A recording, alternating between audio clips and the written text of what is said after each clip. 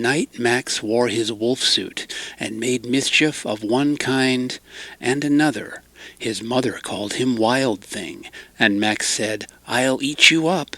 So he was sent to bed without eating anything.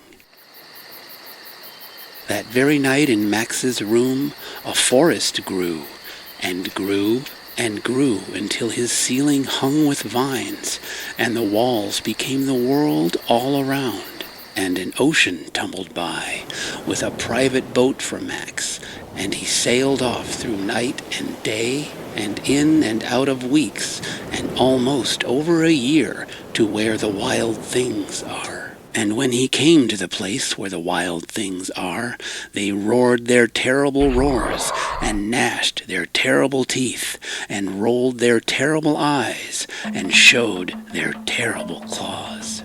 Till Max said, "Be still," and tamed them with the magic trick of staring into all their yellow eyes without blinking once, and they were frightened, and called him the most wild thing of all, and made him king of all wild things.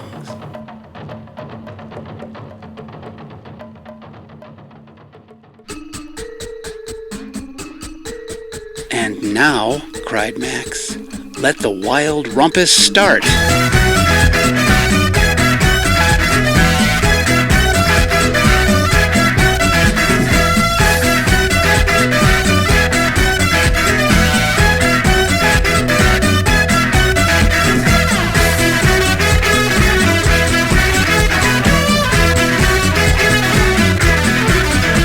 "Now stop," Max said, and sent the wild things off to bed without their supper. And Max, the king of all wild things, was lonely, and wanted to be where someone loved him best of all. Then all around, from far away across the world, he smelled good things to eat. So he gave up being king of where the wild things are. But the wild things cried, "Oh, please don't go. We'll eat you up, we love you so." And Max said no.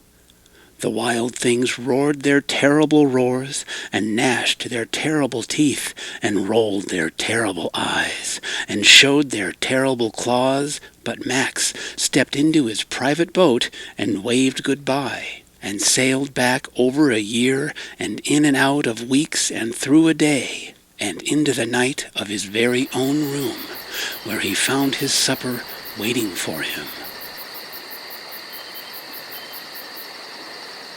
And it was still hot.